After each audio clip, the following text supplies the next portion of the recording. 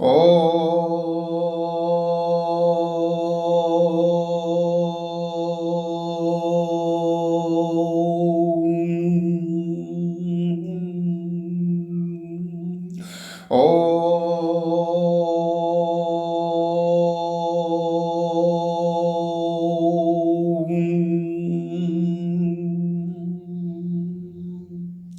ओम वक्रतुंड महाकाय सूर्यकोटी समप्रभ निर्विघ्नं कुरु मे देव सर्वकार्येषु सर्वदा।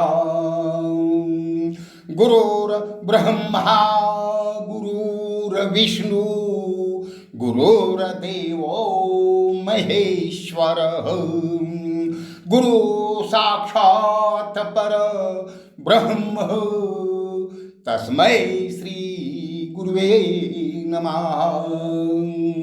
सर्वमंगल मांगल्ये शिवे सर्वार्थ साधिके शरण्ये त्र्यंबके गौरी नारायणी नमोस्तुते।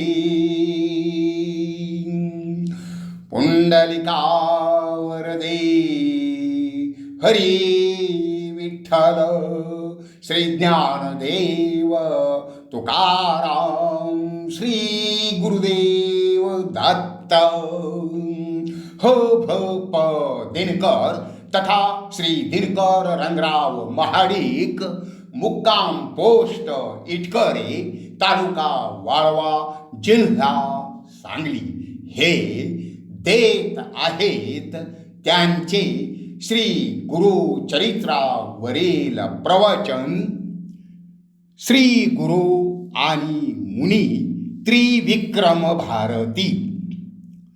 श्री गुरुचरित्र प्रवचन श्री गुरु आणि मुनी त्रिविक्रम भारती।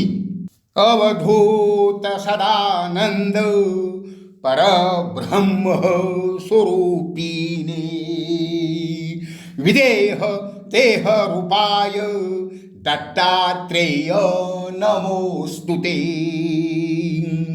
सत्य रूप सदाचार सत्य धर्म परायण सत्याश्रय परोक्षाय दत्तात्रेय नमोस्तुते।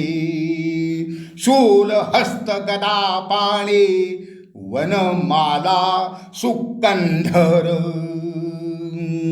यज्ञ सूत्रधर ब्रह्मन दत्तात्रेय नमोस्तुते। क्षराक्षर स्वरूपाय परात्परतराय च दत्तमुक्तिप स्तोत्र दत्तात्रेय नमोस्तुते। अवधूताच्या वेशात सदैव आनंदात असणाऱ्या परमात्म्याचेच स्वरूप असणाऱ्या देहात असूनही विदेह रूपातही स्थित असणाऱ्या श्री दत्तात्रयाणा नमस्कार असो। साक्षात सत्याचे रूप सदाचाराचे मूर्तिमंत स्वरूप सत्य धर्म परायण सत्याचा आश्रय अप्रत्यक्ष रूपात देव असूनही न दिसणाऱ्या रूपात सर्वत्र व्याप्त असणाऱ्या श्री दत्तात्रयाणा नमस्कार असो। हातांमध्ये त्रिशूळ आणि गदा धारण केलेल्या वनमाळांनी सुशोभित खांदे असणाऱ्या ब्राह्मण रूपात यज्ञोपवीत धारण केलेल्या श्री दत्तात्रेयाणा नमस्कार असो।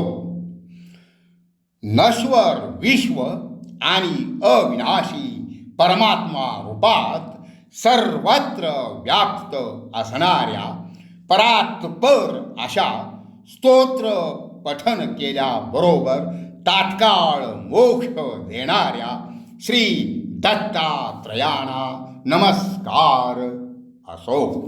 सर्व भक्त श्रोत्यांना हो भूप दिनकरचे सप्रेम नमस्कार. भक्त हो, आताच आपण श्री दत्त नमन पर 4 श्लोक सार्थ ऐकलेत. भक्त हो, आजच्या आपल्या प्रवचन सेवेसाठी श्री गुरु आणि मुनी त्रिविक्रम भारती हा विषय निवडला आहे. श्री गुरूंशी जोडले गेलेले मुनी त्रिविक्रम भारती हे कोण, कुठले, ते श्री गुरूंशी कसे जोडले गेले, त्यांचे महत्त्व काय, त्यांचेमुळे भक्तांना कोणता लाभ, श्री गुरूंशी संबंधित अशा कोणत्या घटना त्यांच्यामुळे घडल्या, ते सारे आपण आजच्या या प्रवचनात पाहणार आहोत. श्री गुरु गाणगापुरात आले. भीमा अमरच्या संगमावर गुप्त राहिले. गाणगापुरात भिक्षेस यायचे, परत संगमावर येऊन राहायचे.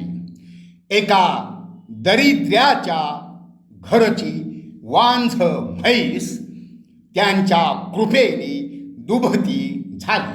त्यामुळे त्यांची कीर्ती सर्वत्र पसरली. त्या परिक्षेत्राचा राजा त्यांच्या भेटीस आला. राजाच्या विनंतीनुसार श्री गुरु गाणगापुरात भक्तोद्धारासाठी प्रगट झाले. एका ब्रह्म संबंधाचा त्यांनी उद्धार केला. त्याच जागी मठ उभारणी झाली. श्री गुरु तेथे राहू लागले. राजा मोठ्या भक्तिभावाने साऱ्या लवाजम्यासह त्यांच्या दर्शनासाठी येऊ लागला. कधी कधी राजा त्यांना पालखीतून मिरवत असे. राजा हा भक्त होता. भक्तांची इच्छा श्री गुरु कधी मोडत नाहीत. त्यामुळे ते राजाच्या इच्छेनुसार पालखीतून जात असत. गाणगापुरापासून जवळच एक कुमसी नावाचे गाव होते आणि तेथे कुमसी म्हणजे ग्रामासी होता एक तापसी. त्रिविक्रम भारती नाम त्याशी वेद 3 जाणतसे. कुमसी गावाच्या त्रिविक्रम भारती नामक या मुनीचा अधिकार फार मोठा होता. मानस पूजा जी सर्वश्रेष्ठ आहे ती ते करीत असत. ते मानस पूजेत नरहरींचे ध्यान करीत. गाणगापुरात वास्तव्यास असलेल्या श्री गुरु नरसिंह सरस्वती बद्दल त्यांनी ऐकिले. त्रिविक्रम भारतींना श्री गुरूंचे पालखीत बसून मिरवणे वगैरे आवडले नाही. चतुर्थ आश्रमात हे असले मिरवणे अयोग्य असते असे मनात म्हणून त्यांनी श्री गुरूंना दांभिक ठरविले. सर्वांच्या मनातले जाणणारे श्री गुरु त्रिविक्रम भारतींच्या मनातील त्यांची निंदाही जाणते झाली.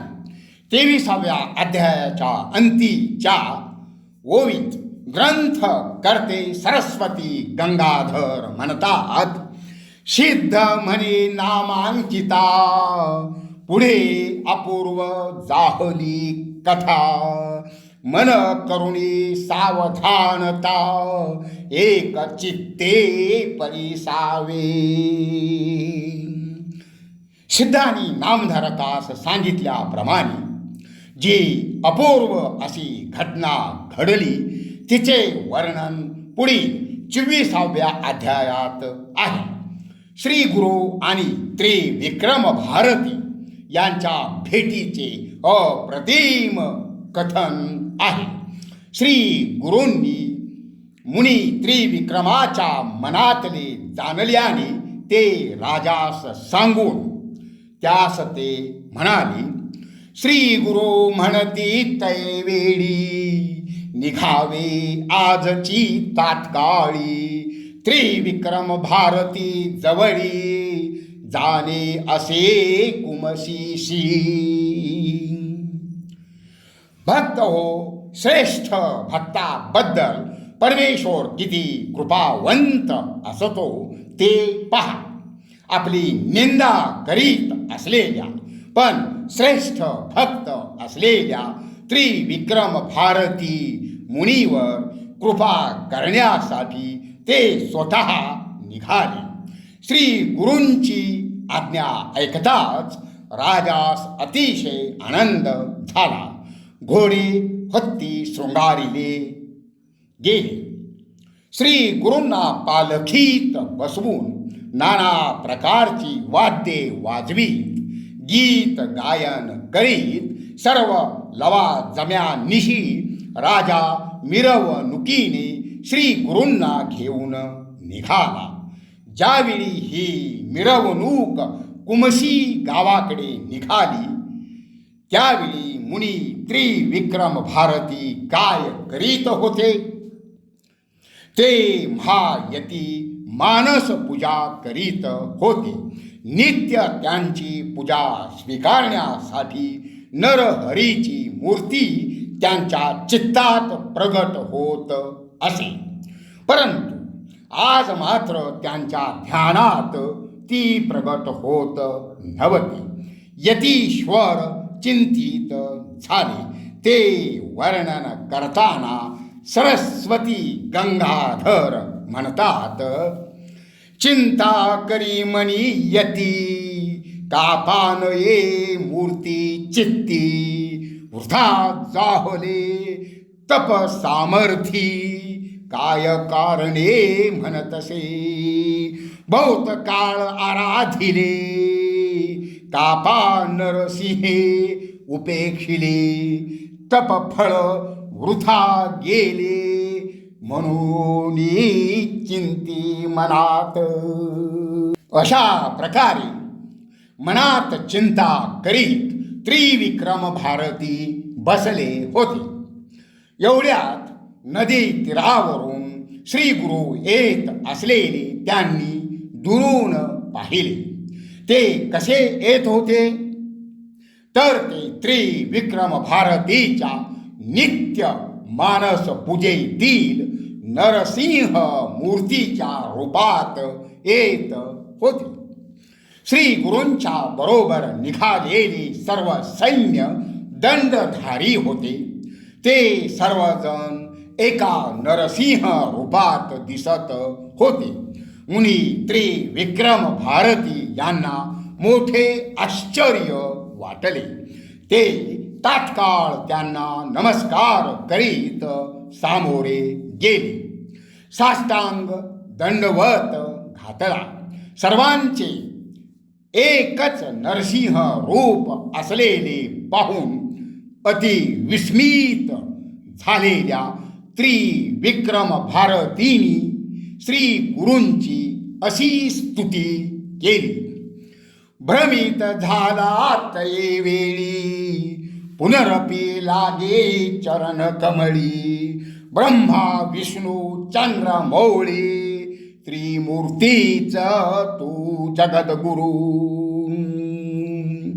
नकडे तुझे स्वरूप ज्ञान अविद्या माया वेष्टोन निज स्वरूप होऊन कृपा करणे स्वामिया.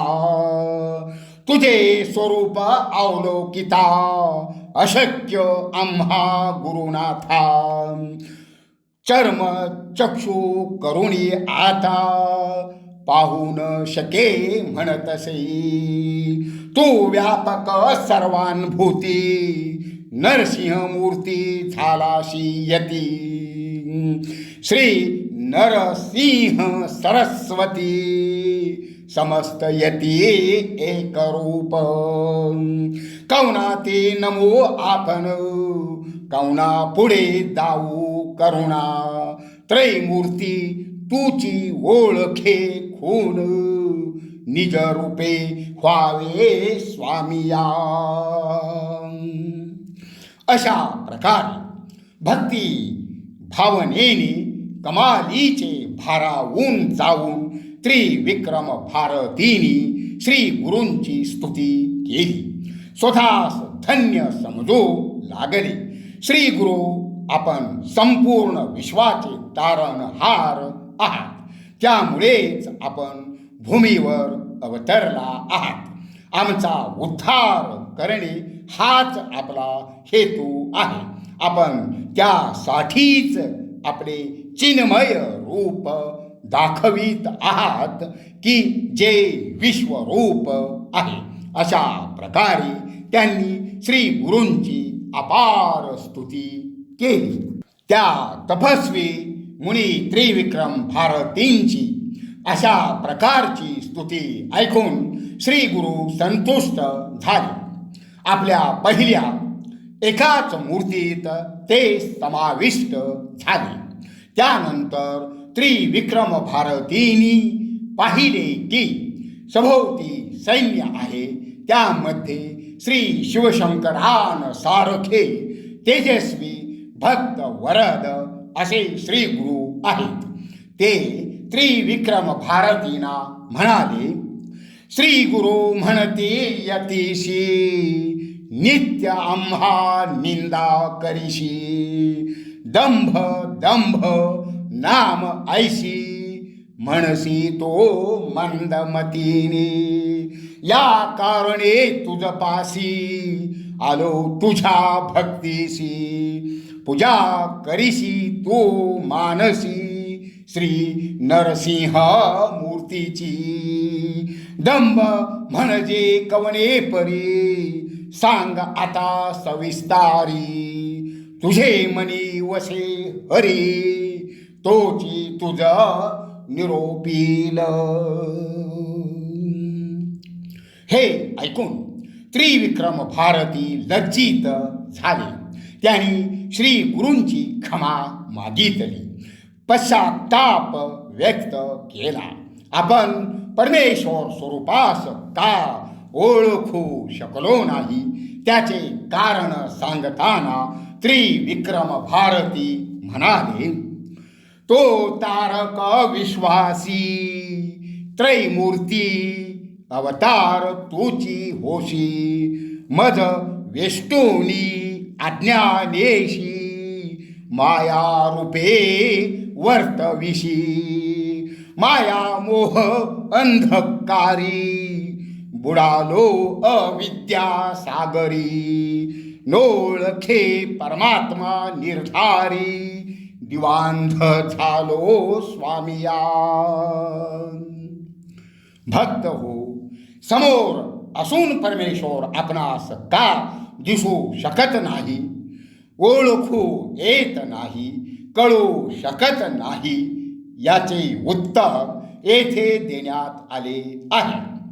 मायेचा आणि मोहाचा अंधार इतका गडद असतो की त्यामध्ये सत्य असलेला परमात्मा न दिसता असत्य असलेली अविद्या म्हणजेच माया स्पष्ट दिसते आणि तीच खरी वाटते. भर दिवसा डोळे असूनही जे दिसावयास हवे ते कधी कधी मानवास दिसत नाही. तसेच परमेश्वराचे असते. माया वेष्टीत गडद अंधकारात बुडून गेल्याने मानवास हृदयस्थ परमात्मा दिसत नाही. मुनी त्रिविक्रम भारती हे माया वेष्टीत असल्याने आणि ते परमेश्वराचे महाभक्त असूनही परमात्म स्वरूप श्री गुरूंना ओळखू शकले नाहीत. श्री गुरूंची अपार स्तुती करताना त्रिविक्रम भारतीचे म्हणाले ते श्री सरस्वती गंगाधर यांनी या ओव्यात सांगितले आहे. ज्योती स्वरूप तो प्रकाशी, स्वामी माते भेटलासी, क्षमा करणे सेवकासी, उद्धारावे दातारा. अविद्या माया समुद्रात होतो स्वामी आपण पोहत, न दिसे पैल पार अंत, बुडतसे स्वामिया. ज्ञान तारवी बैसवोनी, करुणा वायू प्रेरोनी, पैलथडी निजस्थानी, पाववी स्वामी कृपा सिंधू. तुझी कृपा होय जासी, त्यासी कैसे दुःख दोषी, तोची जिंकी कळी काळासी, परमार्थी ऐक्य होय.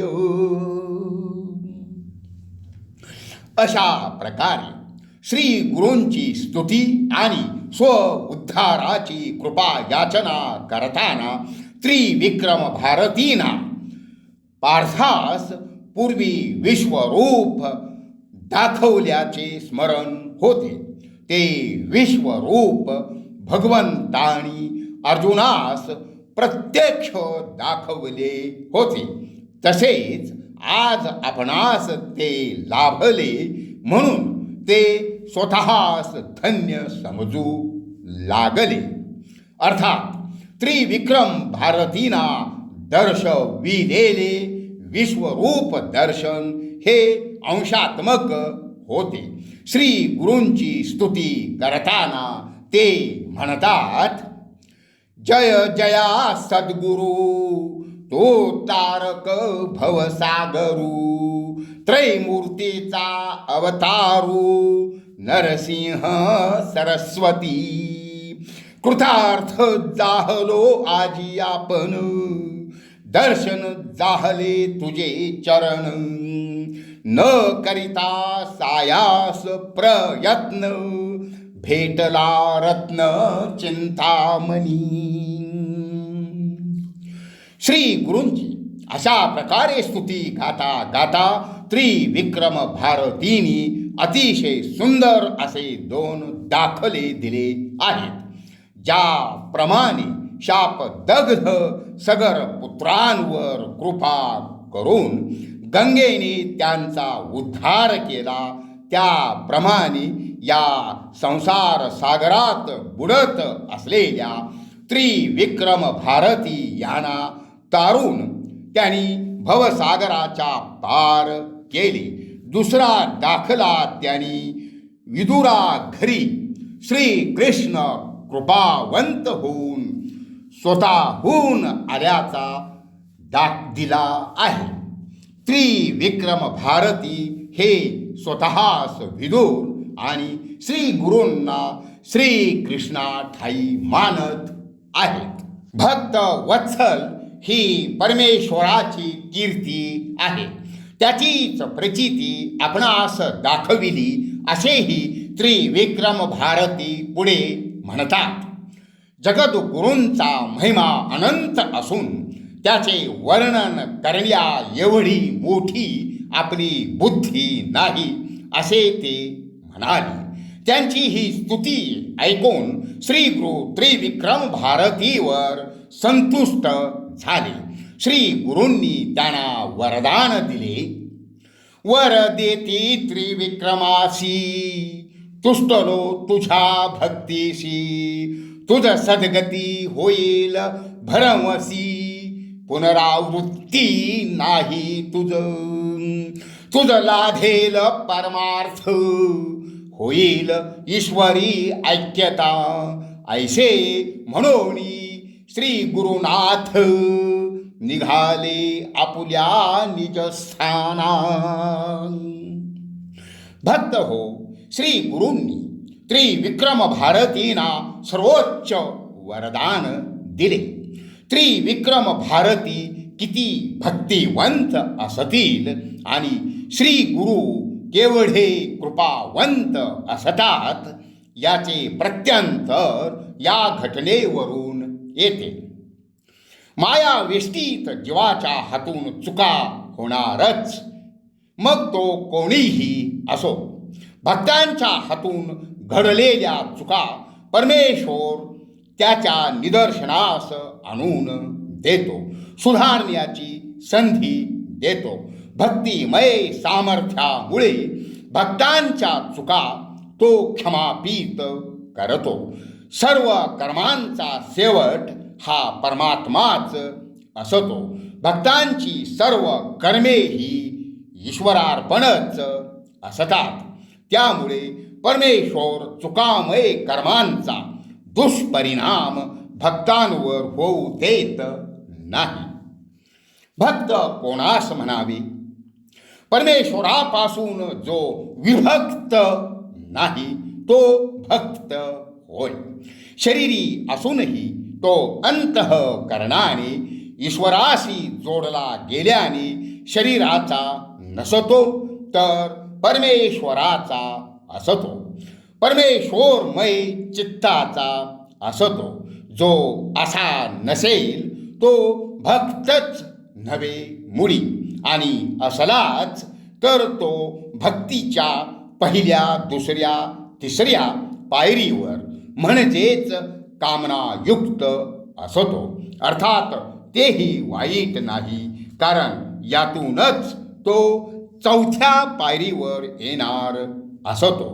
त्रिविक्रम भारती हे चौथ्या पायरीवरचे महाभक्त होते, म्हणूनच एवढी परम कृपा त्यांना लाभली.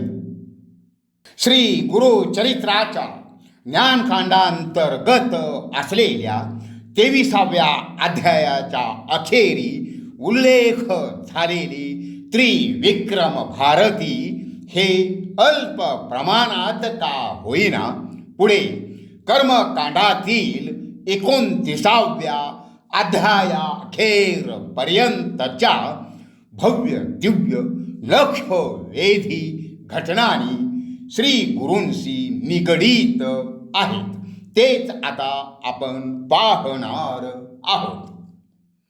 विदुरा नगरीचा यवनवंशी राजा ब्राह्मणांना आपल्या समोर वेद म्हणावयास सांगत असे. काही द्रव्य लोभी वेदज्ञ ते म्हणून दाखवत असत. त्या बदली त्यांना धन दौलत मिळत असे.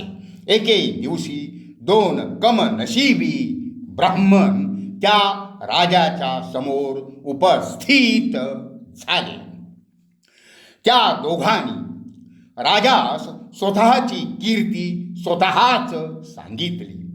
आम्ही 3 वेद जाणतो. आमच्या सारखे वेदज्ञ आम्हीच आहोत.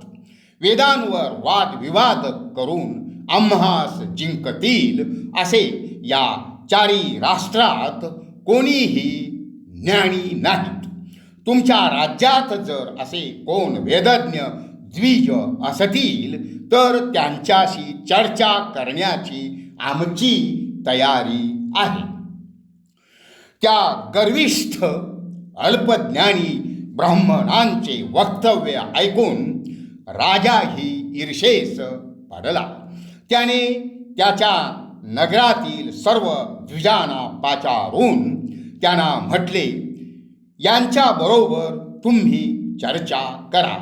तार्किक चर्चेत जे जिंकतील त्यांना अपार द्रव्य देऊ. राजाचे हे उद्गार ऐकून त्या 2 गर्विष्ठ ब्राह्मणाकडे पाहून द्विज म्हणाले, यांचा पराभव करील अशी योग्यता आम्हा कोणाच्याही अंगी नाही. यांनाच श्रेष्ठ घोषित करून मान सन्मान द्यावा. राजाने त्याप्रमाणे केले. त्यानंतर ते गर्विष्ठ म्हणाले, आमच्या बरोबर वेदशास्त्रार्थावर वादविवाद करणारा कोणी मिळतो का ते पाहत आम्ही तुमच्या राज्यात फिरतो. तो मिळाला तर चर्चा करतो, नाही मिळाले तर आम्ही त्यांच्याकडून आमचा जय झाल्याची जयपत्रे घेतो. त्यांच्या इच्छेनुसार राजाने त्यांना राज्यात फिरण्याची परवानगी दिली. गावोगावींच्या ब्राह्मणांना आव्हान देत ते गर्विष्ठ द्विज फिरू लागले. त्यांच्याशी वेदशास्त्रांवर वादविवाद करणारा असा बौद्धिकदृष्ट्या सामर्थ्यशाली कोणीही भेटला नाही. सर्वांकडून ते जयपत्रे घेत भीमा तीरावरील कुमशी नावाच्या गावात पोहोचले.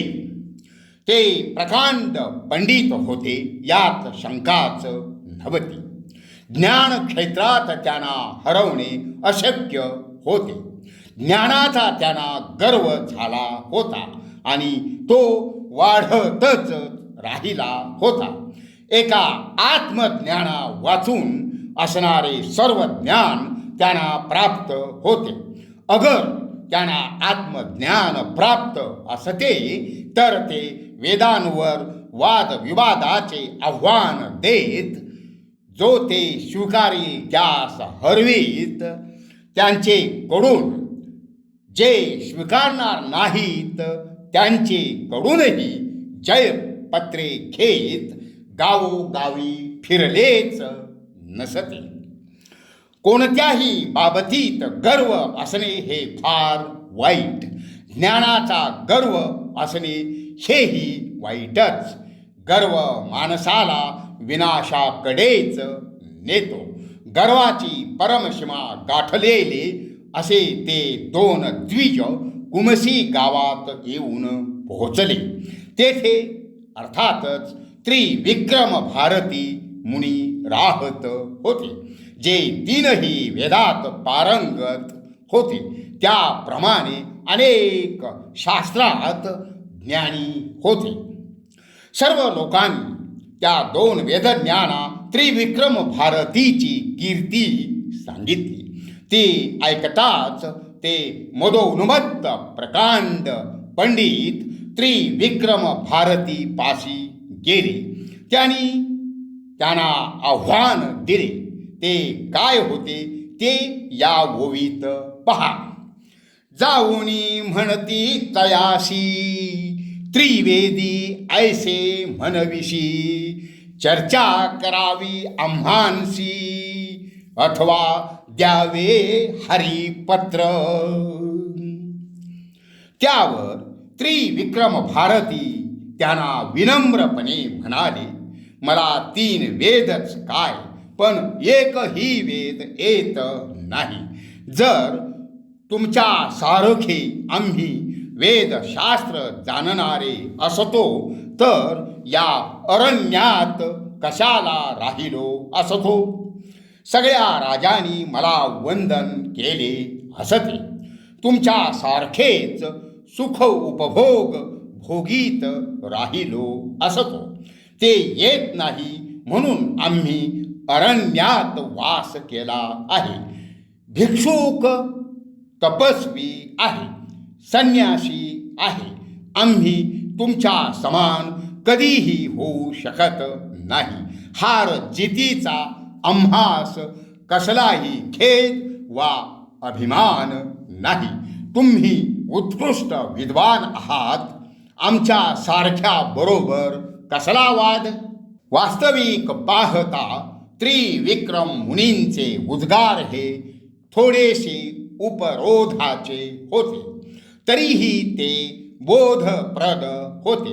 परंतु गर्वांध ब्राह्मणांनी त्यापासून कसलाच बोध घेतला नाही. उलट ते अधिकच ईर्षेस पेटले.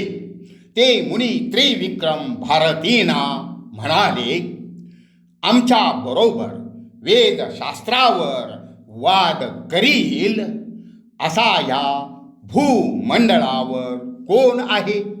आम्ही सारे राज्य हिंडत आलो आणि त्यांनी त्रिविक्रम भारतींना असंख्य जयपत्रे दाखवली व म्हटले, याप्रमाणे आम्हास जयपत्र दे, किंवा अभिमान असेल तर वादविवाद कर.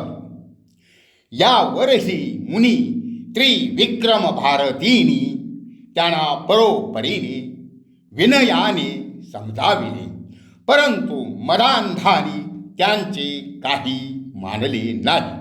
त्रिविक्रम भारतींनी मनी विचार केला की यांना गाणगापुरास न्यावे.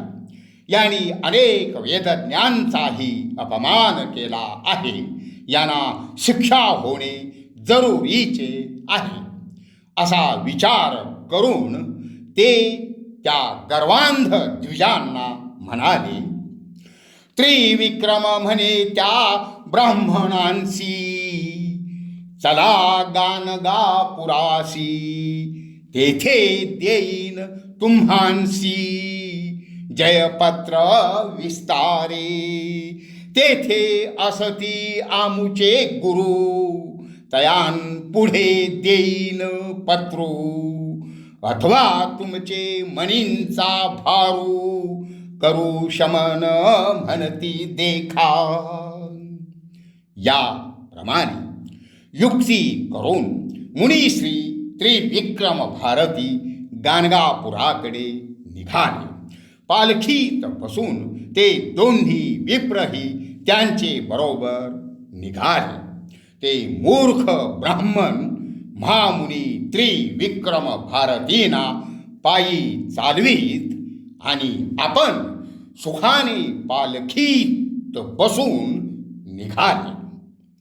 ते गाणगापुरात पोहोचले. भीमा तीरावरील त्या रम्य स्थानी श्री गुरु नरसिंह सरस्वती यांचे वास्तव्य होते. त्या स्थानी श्री गुरूंपाशी येताच त्रिविक्रम भारतींनी त्यांना नमन केले. सद्गदित कंठाने त्यांची स्तुती केली. जय जया जगद्गुरु, निर्गुण तू निर्विकारू, त्रैमूर्तींचा अवतारू, अनाथांचा रक्षक. दर्शन होताची तुझे चरण, उद्धरे संसार भवारण. नेनती तुझ अज्ञान जन, अधोगतीचे तेची इष्ट. श्री गुरूंनी महामुनी त्रिविक्रम भारतींना चरणावरून उठविले. त्यांना अलिंगन दिले. दयापूर्ण स्वरात त्यांनी येण्याचे कारण विचारले. त्यानंतर त्यांनी त्या दोन मदांध ब्राह्मणांचा वृत्तांत त्यांना सांगितला. तो ऐकून सामवेत आलेल्या त्या गर्विष्ठ ब्राह्मणांना श्री गुरु हसून म्हणाले. श्री गुरु म्हणती विप्रांसी, आला तुम्ही कवन कार्यासी. वाद काय असे तुम्हांसी, काय लाभ येणे गुणे. आम्ही तापसी संन्यासी, आम्हा हरीचित सरसी. काय थोरी व तुम्हांसी, जय होता यतीन सवे. हे ऐकून आपलाच हेका पुढे चालवीत ते दोन्ही विप्र श्री गुरूंना म्हणाले. आम्ही भूमंडळ हिंडून आलो. आमच्या बरोबर वेदावर चर्चा कोणीच करू शकले नाहीत असे सांगून त्यांनी जयपत्रे दाखवली. याप्रमाणे आम्हास जयपत्र देण्यात कष्ट कसले. त्रिविक्रम भारतीस राग आला आणि तो आपणापाशी आम्हास घेऊन आला. एवढे म्हणून ते श्री गुरूंना पुढे आव्हान देते झाले. जर तुम्हास अभिमान असेल, वेदशास्त्रादी व्याकरणावर आमच्या बरोबर तुम्ही दोघांनी चर्चा करावी. आम्ही सर्व जाणतो. आमच्या सारखे दुसरे कोणी नाही. तुम्ही मुनी वेदांत काय जाणाल? यावर श्री गुरु त्या ब्राह्मणास समजावीत म्हणाले, गर्वाने सर्वांचा नाश होतो. देव दानवादी सर्वांना गर्वामुळेच मृत्यू आला. बळी, बाणासूर, रावण, सर्व कौरव यमाघरी गर्वांमुळेच गेले. वेदांत कोणास ज्ञात झाला आहे? ब्रह्मादीना सुद्धा मार्ग कळलेला नाही. वेद हे आरंभापासूनच अनंत आहेत. तू व्यर्थ गर्व का करतोस? असे विचारून श्री गुरूंनी त्यांना ज्या पद्धतीने समजावणीवजा इशारा दिला तो या ओवीत पहा. जरी विचारिशी आपुले हित, तरी सांडीजे गर्व भ्रांत. काय जानसी वेदांत, चतुर्वेदी म्हणविशी. यातील ही मतितार्थ त्या गर्वांनी उन्मत्त झालेल्या ब्राह्मणांना कळला नाही. त्यांना अधिकच गर्व चढला. यावर श्री गुरूंनी वेदांची आरंभापासून अखेरपर्यंतची माहिती त्यांना सांगितली. ती सर्व अप्रतिम माहिती 26व्या अध्यायात आहे. श्री गुरु म्हणती ब्राह्मणांसी, नका भ्रमुरे युक्तीसी.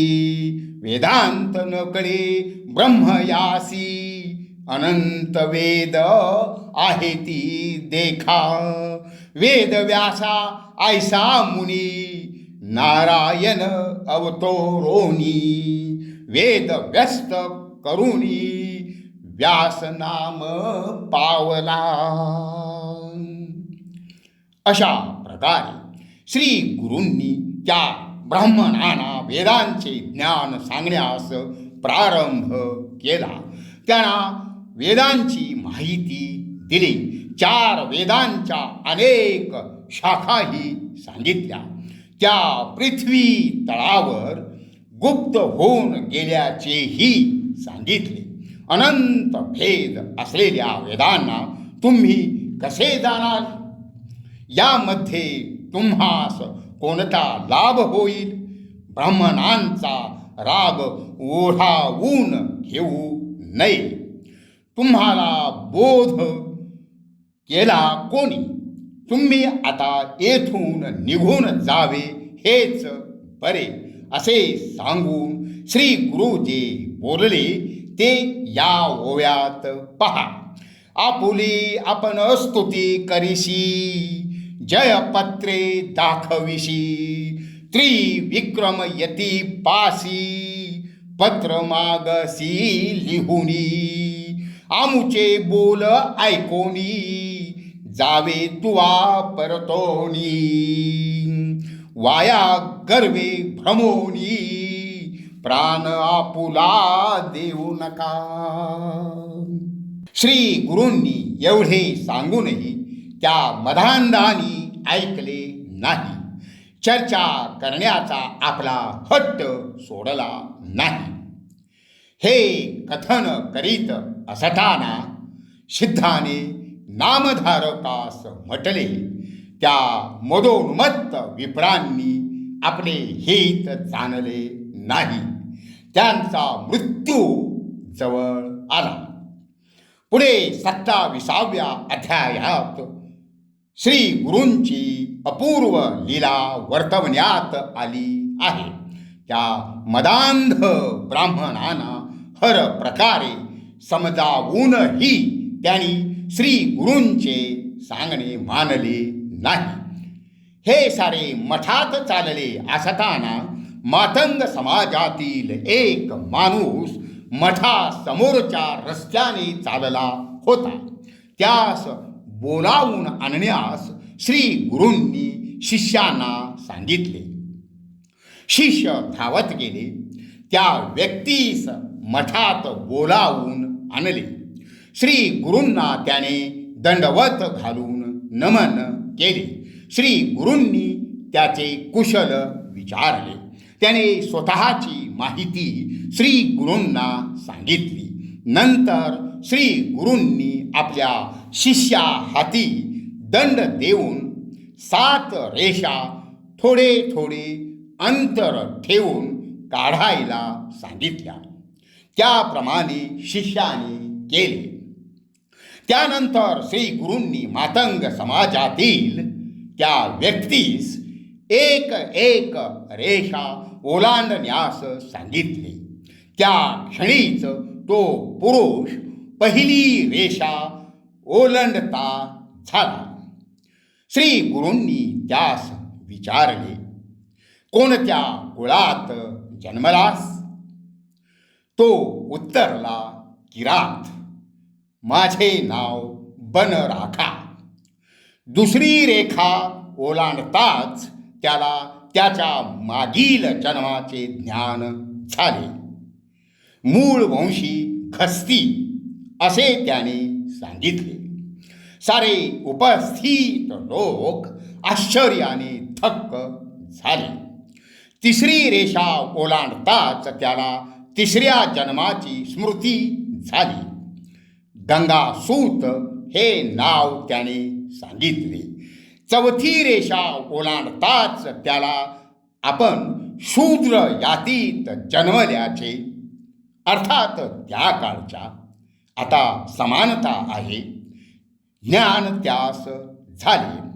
पाचवी रेषा ओलांडताच त्याला 5व्या जन्माचे ज्ञान झाले.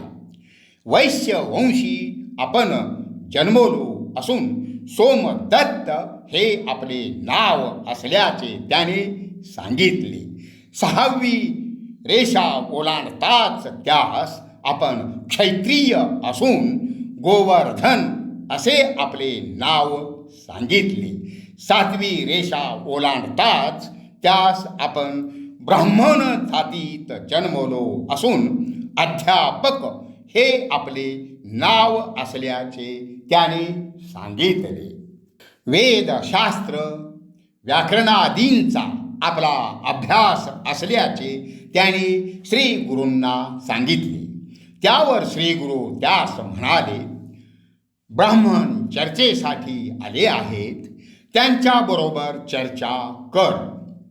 श्री गुरूंनी अभिमंत्रित केलेली विभूती त्याच्या सर्वांगास फासली. त्याबरोबर श्री गुरूंच्या स्पर्शाने ज्ञानज्योतीचा प्रकाश त्या पुरुषाच्या मस्तकी उजळला. तो ज्ञानराशी झाला. सांगोपांग वेदशास्त्र म्हणू लागला.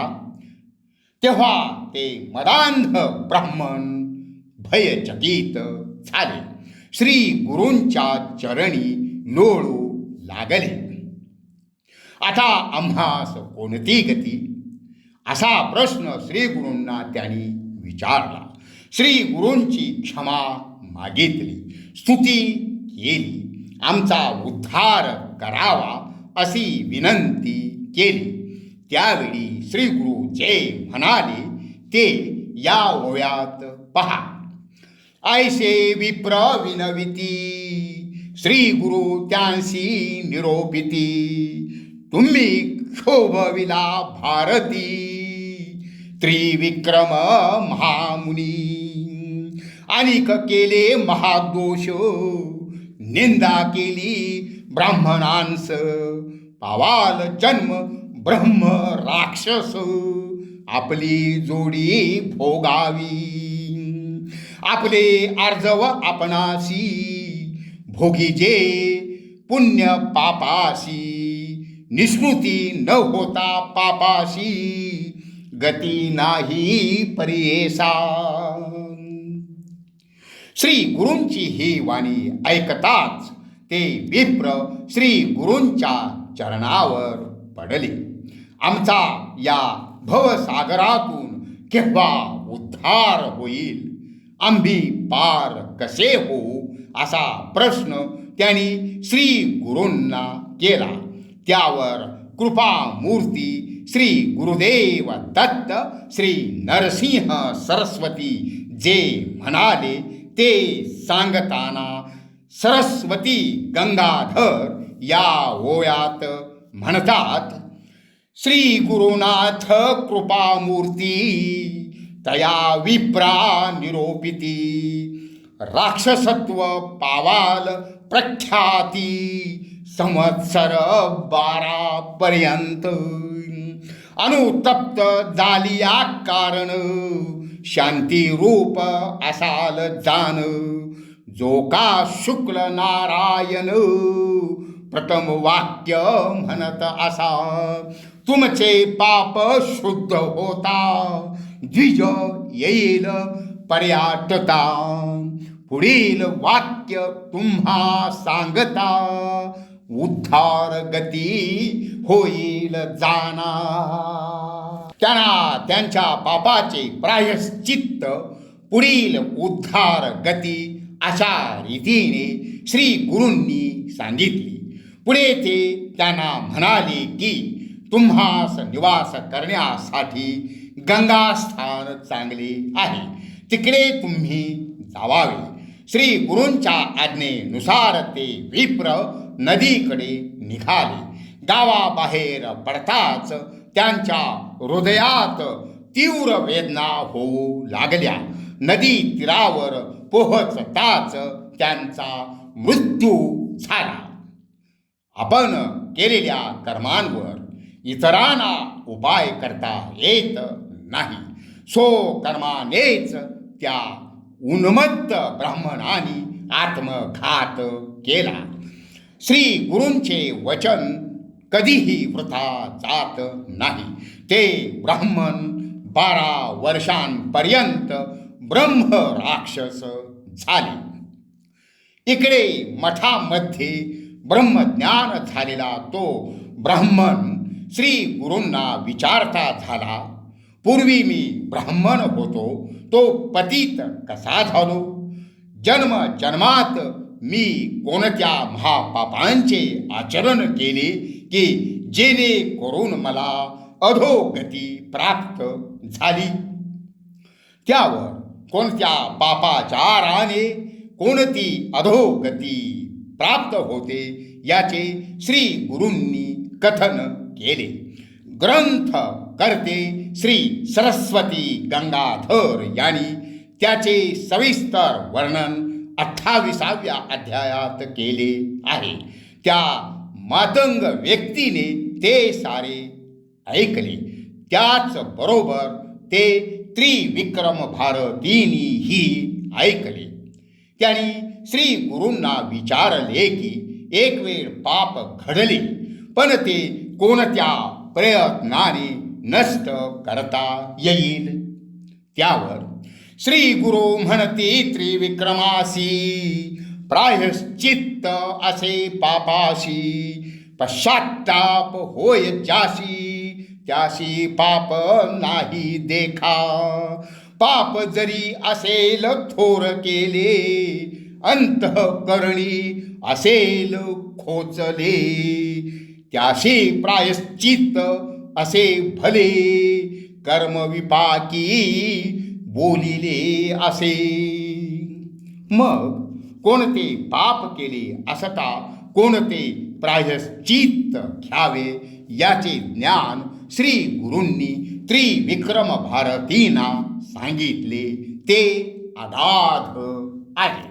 ऐसे श्री गुरु त्रिविक्रमासी प्रायश्चित्त सांगती विस्तारेशी समस्त विप्र संतोषी ज्ञान प्रकाश होऊन या.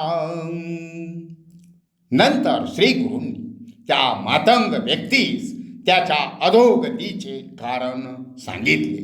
शुद्ध होण्यासाठीचे प्रायश्चित्तही सांगितले. त्यावर त्या मातंग व्यक्तीने आता आपणास ब्राह्मण समाजात सामावून घ्या म्हणून मागणी केली. त्यावर तुला तुझ्या देहामुळे तसे मानणार नाहीत, तुझी निंदा करतील असे सांगून त्यांनी विश्वामित्राचे उदाहरण दिले. तरीही तो स्वतःस विप्रच समजू लागला. एवढ्यात त्या मातंगाची पत्नी मुले तेथे आली. त्यांना तो जवळ येऊ देईना. त्याची पत्नी श्री गुरुचरणी वंदन करून पतीस परत करण्याची मागणी करू लागली. श्री गुरूंनी त्यास परत घरी जाण्यासाठी समजावून सांगितले, पण त्याने मानले नाही. मग श्री गुरूंनी एका लोह्यास शिष्यांकरवी बोलावून आणले. त्याच्या हस्ते त्या मातंगास स्नान घातले. अंगची विभूती धुवून गेली. त्याबरोबर जो चमत्कार झाला तो या ओवीत पहा.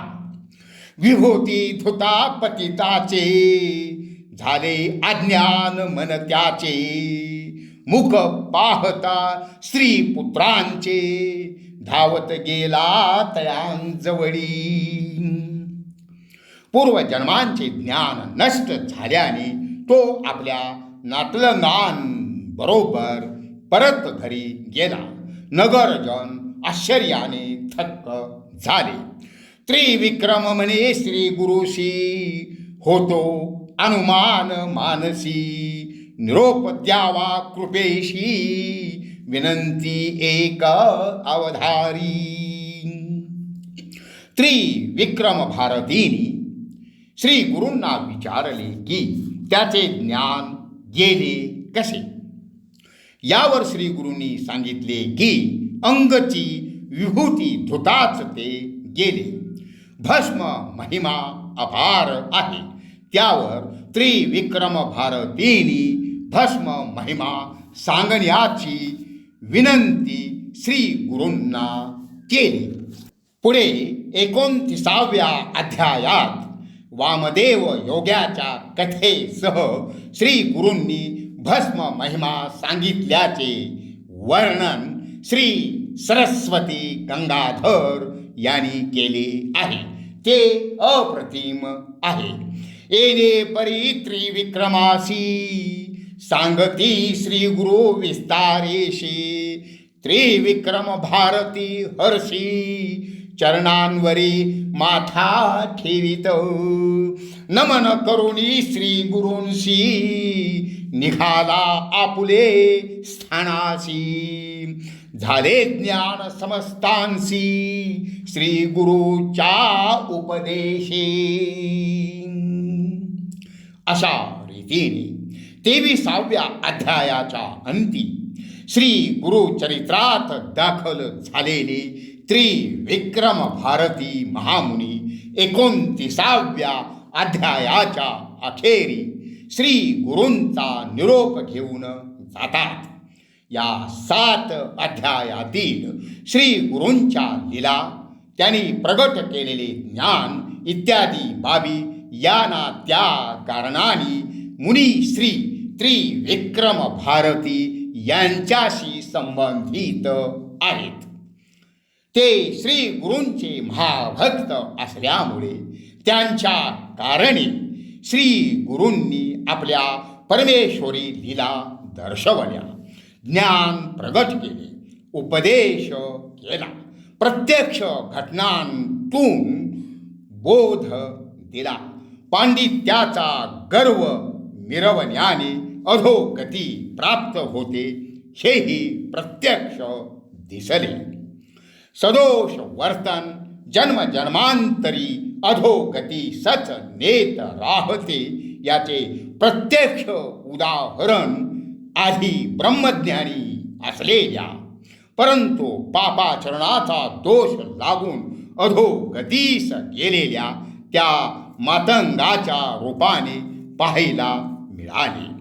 त्याचप्रमाणे जन्म मरणाचा फेरा सत्य असल्याचेही पुराव्यानिशी लोकांच्या प्रत्ययास आले. पुराणातली वांगी पुराणात असे म्हणून सर्वच गोष्टी धिक्कारण्यात शहाणपणा नाही.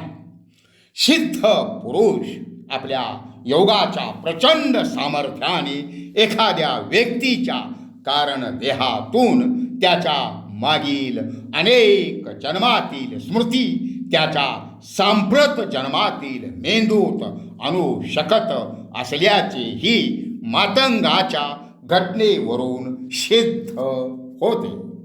भक्त हो, श्री गुरु भक्तांचा आग्रह कधीही मोडत नाहीत.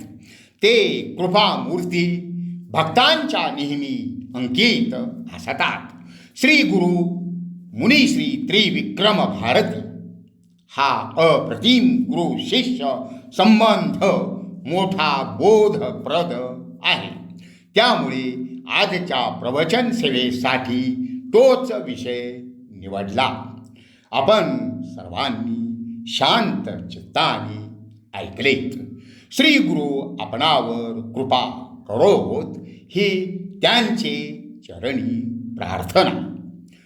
पुंडलिका वरदे हरी विठ्ठल श्री ज्ञानदेव तुकाराम श्री गुरुदेव दत्त.